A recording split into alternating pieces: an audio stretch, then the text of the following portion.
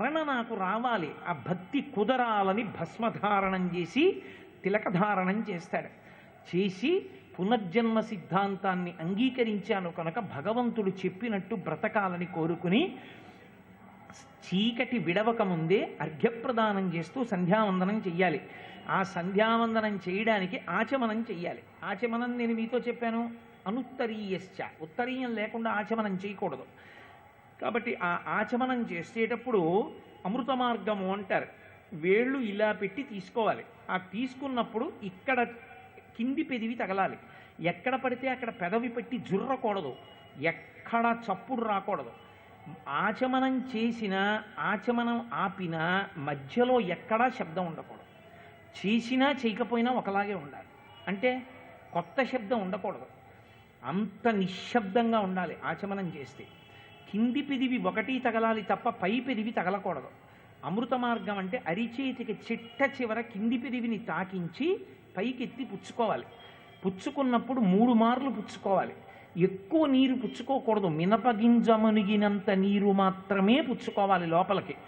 గుటక లోపలికి వెళ్ళిపోతే తప్ప రెండోసారి ఆచమనం చేయకూడదు, గుటక దిగిపోవాలి.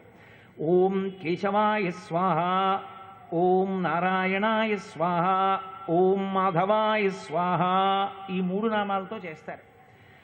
మీరు గమ్మత్తు ఏమిటంటే అసలు ఏ 16 నామములను మనం పూజ ప్రారంభంలో స్మరిస్తామో అందులో రామనామం ఉండదు. దాని గమ్మత్తు అది. ఏమీ రామనామం అంత గొప్పది కదా, తారకం అని చెప్తాం కదా, రామనామంతో ఎందుకు చేయకూడదు ఆచమనం? ఓ రామాయ స్వాహ అని పుచ్చుకోకూడదా? పుచ్చుకోకూడదు. రామనామం చాలా గొప్పదే, తారకమే. కానీ ఆ 3 నామాలతోటే చెయ్యాలి ఆచమనం.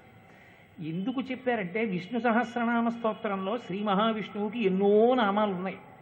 ఎన్ని నామాలున్నా ఏ నామాన్ని ఆచమనానికి వాడరు, ఈ 3 నామాలే వాడతారు. కారణం ఏమిటో తెలుసా?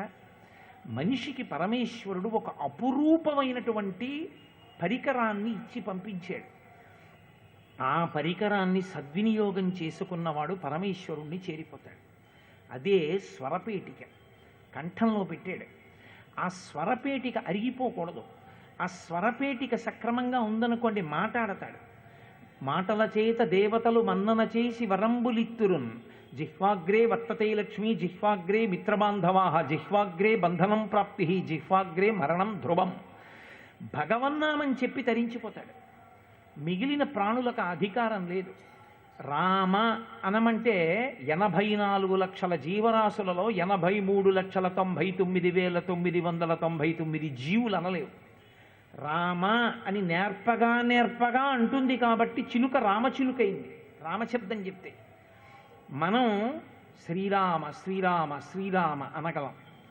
రామ అన్న మాట అన్నంత మాత్రం చేత పాపరాశి ధ్వంసం అవుతుంది. మాట్లాడగలగడం ఒకెత్తైతే ఏది మాట్లాడాలో అది మాట్లాడగలగడం జీవితంలో గొప్ప అదృష్టం. పనికి మాలిన మాటలు మాట్లాడడానికి ఉపయోగించినంతగా తనని తరింప చేసుకోవడానికి పనికొచ్చేటటువంటి మాటలను జీవి మాట్లాడడానికి ఇష్టపడడం.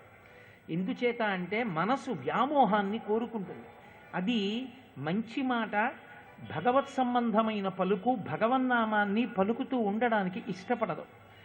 కానీ అందుకే స్వరపేటిక ఉంది కదా, మాట ఉంది కదా అని భగవన్నామం నేను పలుకుతానంటారేమో, అదంత సాధ్యమైన విషయం కాదయా. భగవన్నామం పలకడానికి భగవదనుగ్రహం ఉండాలి. ఎవరు భగవంతుని యొక్క అనుగ్రహానికి పాత్రుడయ్యాడో వాడే భగవన్నామమును చెప్పగలడు. అందుకే పెద్దలైన వారెవ్వరూ నేను భగవన్నామం చెప్తానని చెప్పలేదు. భగవన్నామము నా చేత పలికించమని పరమేశ్వరుణ్ణి అడిగారు. హరునకు విభీషణునకు అద్విజకున్ తిరుమంత్రరాజమై కరికి నహల్యకున్ ద్రుపదకన్యకునార్తి హరించు చుట్టమై బరగిన ఎట్టి నీ పతితపావన నామము నాదు జిహ్వపై నిరంతరము నటింపచేయుమి కదా శరధి కరుణాపయోనిధి అని అడిగాడు గోపరాజు గారు. అయ్యా రామా, నీ నామాన్ని నా నాలుక మీద నర్తింపచేయవయా అని అడిగాడు. ధూర్జటి కాళహస్తిలో కోరుకున్నాడు. పవి పుష్పంబగు అగ్ని మంచగు ఆకూపారం భూమిస్థలంబగు శత్రుండతిమిత్రుడు విషము దివ్యాహారమౌనెన్నగా అవనీమండలి లోపలం శివ శివేచ్ఛాభాషణోల్లాసకిన్ శివా నీ నామము సర్వవస్యకరమౌ శ్రీకాళహస్తీశ్వర అన్నాడు. భాగవతంలో పోతన గారు బ్రహ్మహత్యానేక పాపాటములకగ్ని కీలలు హరినామ కీర్తనములు అన్నారు. ఎంతంత పెద్ద పాపాల్ని కాల్చేసేటటువంటి అగ్నిహోత్రం భగవన్నామం. ఆ భగవన్నామాన్ని పలికితే చాలు, తూలిన చోట, కొట్టబడి కుందిన చోట, మహాజ్వరాదులను ప్రేలిన చోట, సర్పముఖ పీడలు పొందిన చోట ఆ హరినామము పలికితిరేని ఆ యముని యాతనావితతి పొందరు దుష్టభావములంటారు పోతన గారు. తన్నుకుని పడిపోయినప్పుడు కూడా భగవన్నామం చెప్పగలగాలి. తలుపు సందులో వేలు పడిపోయినా అబ్బా అనకుండా రామా అనగలగాలి. జ్వరం వచ్చినప్పుడు కూడా భగవన్నామం పలకగలగాలంటే మనస్సుకి అంత తర్ఫీదుని ఇవ్వాలి భగవన్నామం. అప్పయ్య దీక్షితుల వారని యజుర్వేదంలో పుట్టలేదని ఏడిచాడు ఆయన. మహానుభావుడు, అంతటి శివభక్తి తత్పరుడు. ఆయనకి విష్ణుభేదం లేదు, అంత గొప్ప శివభక్తుడు.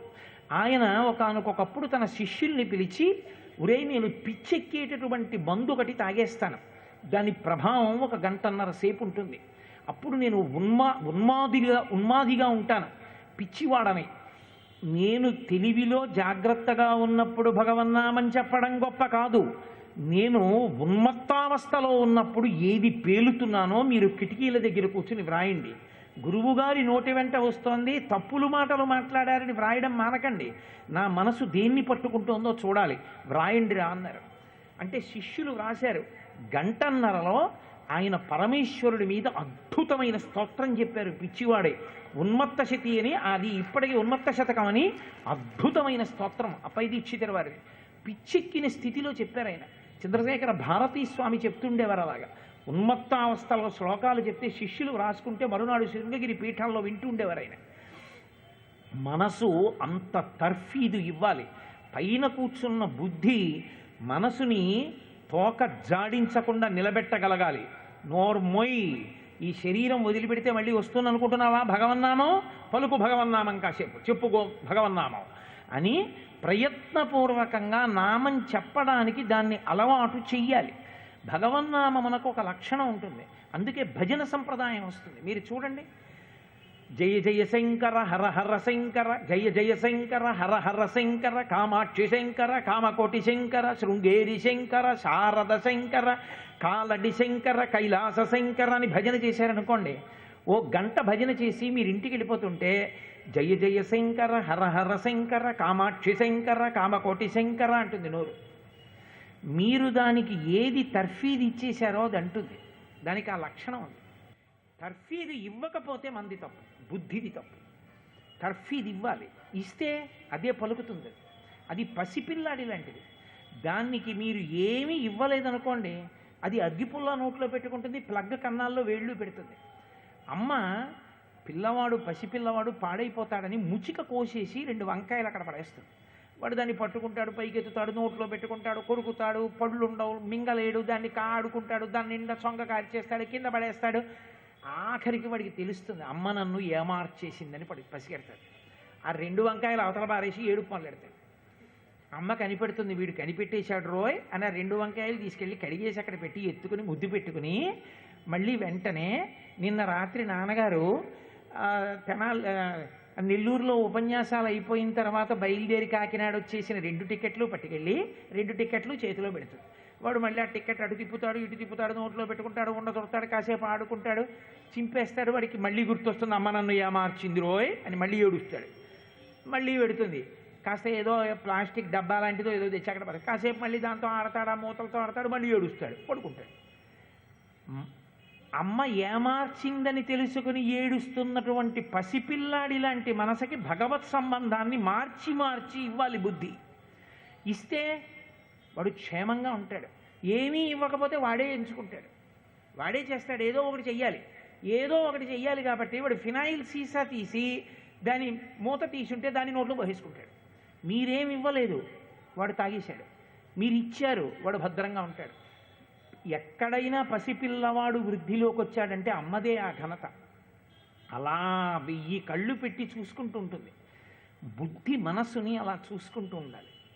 పరమేశ్వరుడు స్వరపేటికి ఇచ్చాడు. ఆ కంఠం, ఆ వాణి, ఆ మాట అంత గొప్పవి. ఆ మాట చేతనే తరించిపోతాడు. ఇక మళ్ళీ పుట్టవలసిన అవసరాన్ని కూడా పోగొట్టుకుంటాడు.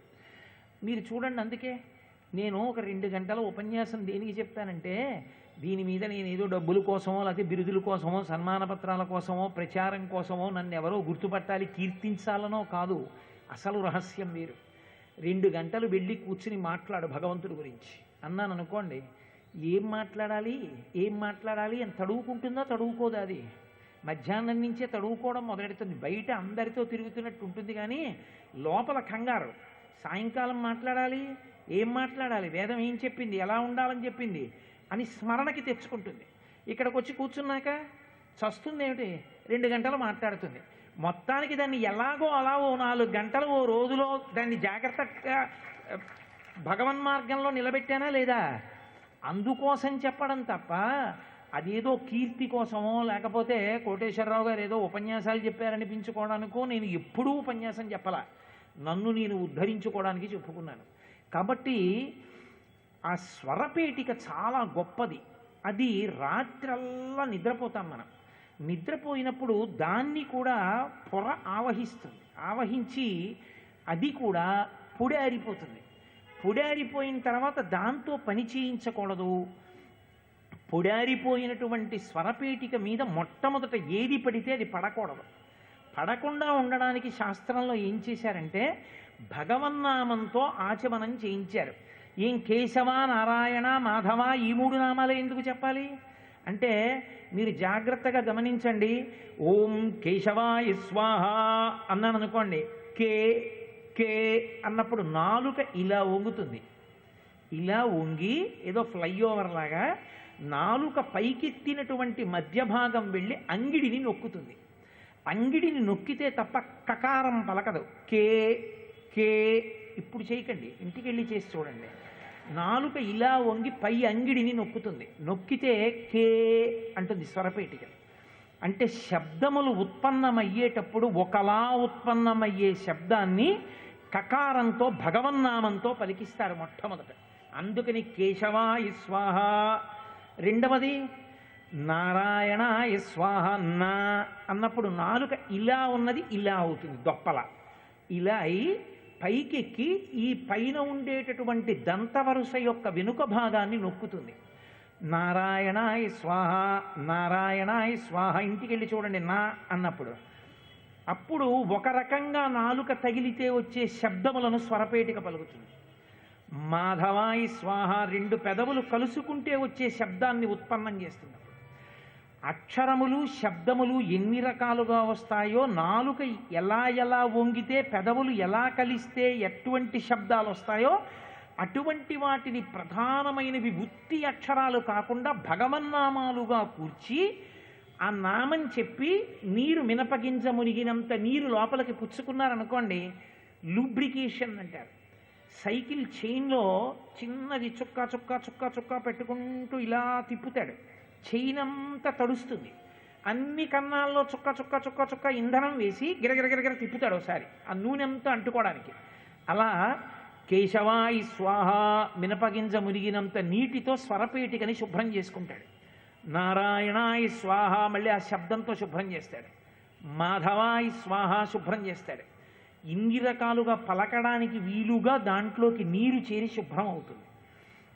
అయ్యాక ఇప్పుడు సైకిల్ చక్రాన్ని ఫెడల్ తిప్పినట్టు గబగబా గోవిందా మధుసూదన విష్ణు మధుసూదన త్రివిక్రమ వామన శ్రీధర హృషికేశ పద్మనాభ దామోదర సంకర్షణ అనిరుద్ధాదోక్షజ నారసింహ అచ్యుత జనార్దన ఉపేంద్ర హరయే శ్రీకృష్ణాయ నమః. 16 సంస్కారములు 16 సంస్కారములు మనిషికి ఉంటాయి అంత్యేష్టితో కలిపి.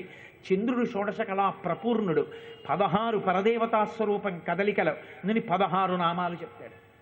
చెప్పి అప్పుడు పూజ ప్రారంభం చేస్తాడు. అందుకని ఆచమనం భగవన్నామములలో కేశవ, నారాయణ, మాధవ అన్న నామాలతోటే స్వాహాకారం చెప్పి స్వాహ అంటే దేవతలకు ఇచ్చానని. ఏ దేవతకి? స్వరపేటికని అధిష్ఠించి ఉన్నటువంటి వాగ్దేవికి. ఆ తల్లి అలాగే అనుగ్రహాన్ని ప్రసరించిన ఎందు పలికి భగవన్నామాన్ని పలికి పలికి నేను తరించిపోవాలన్న కోరికతో ఆచమనం చేస్తాడు. ఆచమనం చేసి సంధ్యావందనం చేస్తాడు. యజ్ఞోపవీతం ఉన్నవాళ్ళు సంధ్యావందనం చేస్తారు. యజ్ఞోపవీతం లేకపోతే మేము సంధ్యావందనం చెయ్యక్కర్లేదు కదండి అని కూర్చోకూడదు. సంధ్యావందనం సూర్యోదయాత్పూర్వము అర్ఘ్యమిచ్చి చేసినట్టే యజ్ఞోపవీతం ఉన్నవాళ్ళు, యజ్ఞోపవీతం లేని వాళ్ళు స్కాంద పురాణాంతర్గతమైనటువంటి సూర్యస్థుతిని పారాయణ చెయ్యాలి తప్ప ఉత్తినే కూర్చోమని చెప్పలేదు. ఆ సూర్యనారాయణమూర్తిని స్తోత్రం చెయ్యాలి స్నానం చేసి. అది అయిన తరువాత అప్పుడు సాధారణంగా లోకంలో ఏం చేస్తారంటే సుప్రభాత పఠనము అని ఒక ప్రక్రియ. సుప్రభాతాన్ని పాడతారు. సుప్రభాతం చదవడం కాదు, సుప్రభాతం పాడారు అంటారు. సుప్రభాతం పాడారు అన్న మాటకు అర్థం ఏంటంటే భగవంతుణ్ణి నిద్రలేపారు అని. భగవంతుడు నిజంగా నిద్రపోతాడా? ఆయన కూడా నిద్రపోయాడు అనుకోండి, అసలు ఈ లోకాల్ని రక్షించేవాడెవరు?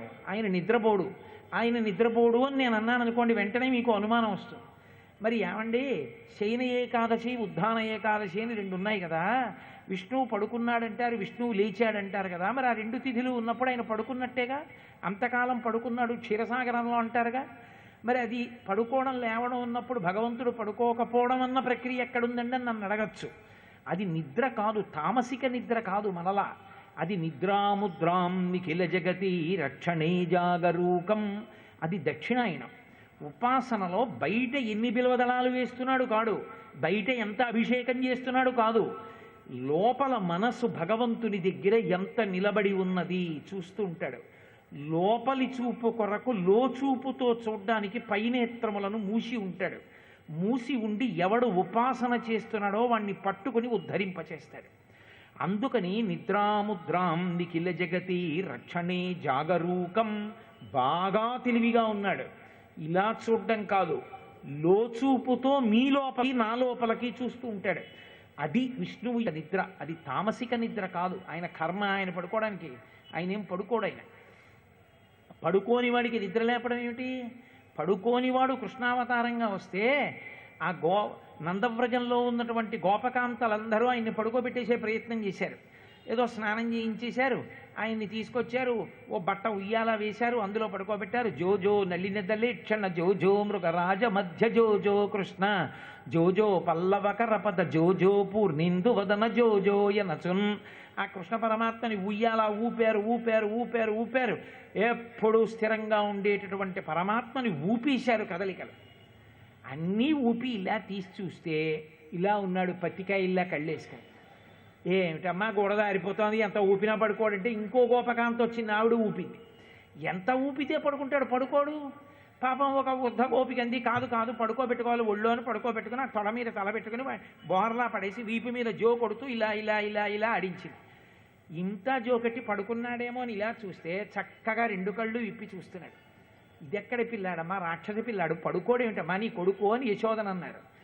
అప్పుడు ఆయన వీపు మండిపోయిందిట. ఆది కూర్మాన్ని వీపు మీద మోసి క్షీరసాగర మథనంలో సహకరించినా కూడా మండిపోనంత మండిపోతే వీపు ఎందుకు కొడుతున్నారా వీళ్ళు నన్ను ఇలా, ఎందుకు జో జో జో జో జో జో అని కొడతారు, ఏమిటి దీనికి అర్థమని ఆలోచించాట. ఓహో, ఈ భూలోకంలో ఒక దిక్కుమాలిన లక్షణం ఉంది, వీళ్ళు నిద్రపోతారు, నాకు నిద్ర లేదు, అలవాట్లేదు, వీళ్ళు నన్ను నిద్రపోమ్మని కొడుతున్నారు. ముఖములు నిదురపోవగత నిదురింపని శుభగుడు రమణుల్ జోకొట్టి పాడ నిదురన్ గైకును క్రియనూరకుండె కను తెరవకయున్. వాళ్ళు అలా జోకొట్టేస్తుంటే ఓహో కళ్ళు ముయ్యకపోతే వీళ్ళు ఇలాగే కొట్టేస్తారని నిద్రపోయిన వాళ్ళు కళ్ళు మూసుకున్నట్టు అమ్మయ్య పడుకున్నాడమ్మా నీ పిల్లాడని కొట్టడం అనేసి పడుకోబెట్టారు. కాబట్టి నిజంగా పరమేశ్వరుడు నిద్రపోతాడా? నిజంగా పరమేశ్వరుడు నిద్రపోడు. నిద్రపోయింది మనం. నిద్రపోయిన వాళ్ళని లేచినప్పుడు ప్రభాతం, భాతం అంటే కాంతి, ప్రభాతం కాంతి రావడానికి ముందు ఉన్న చీకటి ఇక విచ్చిపోతుంది. ఆ చీకట్లో వినపడేటటువంటి సమస్త శబ్దములను, కనపడేటటువంటి ప్రతి విషయాన్ని భగవంతుడితో ముడివేసి చూడాలి. అది సుప్రభాతం. ఆయనకి కాదు, మనకి. మనం భగవంతుడితో ముడివేసి చూశాం. ఆకాశ సింధు కమలాని మనోహరాణి ఆదాయ పాదయుగమర్చయితుం ప్రపన్నాః. ఈశ్వరా, అదిగో ఆకాశం ఎర్రబారుతోంది. పరమేశ్వర లేవండి, నిద్ర. ఉన్మీల్య నేత్రయుగముత్తమ పంచరస్తాః పాత్రా వశిష్ఠక దళీప లపాయసాని భుక్త్వా సలీలమదకేళి శుకాపటంతి శ్రీవేంకటాచల విభో తవ సుప్రభాతం. అదిగో స్వామి, 2 చిలుకలు మామిడి చెట్టు మీద కూర్చుని మామిడి పండు రసాన్ని పీల్చి ఒకదాని నోట్లోకి ఒకటి పెట్టుకుంటున్నాయి. చిలుకలు లేచి అరుస్తున్నాయి, లేవద్దు నువ్వు, లే. యోషా గణేన వరదగ్ని విమధ్యమాని ఘోషాలయేషు దిమంధన తీవ్ర ఘోషా రోషాత్ కలిం విదదతే కకుభశ్చ కుంభా శేషాద్రిశేఖర విభో తవ సుప్రభాతం. జ్ఞాపకం చేసుకోవడం. ఆ నందవ్రజంలో చీకటిగా ఉండగానే నువ్వు లేచి గబగబా ఆవుల్ని దూడల్ని అన్నిటినీ తీసుకుని చద్దెన్న మూట తగిలించుకుని ఆ కొమ్ము బూర ఊది గోపాలబాలురందరినీ లేపి ఆవుల్ని దూడల్ని తీసుకుని అరణ్యంలోకి వెళ్ళేవాడివి. మర్చిపోయావా? అదిగో నందవ్రజంలో నీకు గుర్తుందా? నువ్వు పుట్టిన తరువాత పాడి పంట ఎక్కువైపోతే బాగా తోడుకున్నటువంటి పెరుగులోకి కవ్వాన్ని దింపి మీ అమ్మ యశోద చల్ల చిలుకుతుంటే కవ్వమేమో చర్ ఛస్ అంటుంటే కుండకి కవ్వానికి దెబ్బలాటొచ్చిందా అన్నట్టుగా ఉండేది. అదిగో చప్పుళ్ళు వినపట్టల్లా చల్ల చేసిన చప్పుడు లే అంటారు. అంటే నిజంగా ఆయన నిద్రపోయాడా? మీరు భగవంతుని యొక్క వైభవాన్ని జ్ఞాపకానికి తెచ్చుకుంటున్నారు. ప్రకృతిని అంతటినీ కూడా భగవంతుడితో ముడివేస్తున్నారు. సుప్రభాతం ఆయనకి కాదు, మనకి సుప్రభాతం. అందుకే శ్రీశైల మల్లికార్జున సుప్రభాతంలో పాతాళ గంగాజల మజ్జన నిర్మలాంగా భస్మ త్రిపుండ్ర సమలంకృత పాలభాగా గాయంతి దేవముని భక్త జనాభవంతం శ్రీమల్లికార్జున విభో తవ సుప్రభాతం.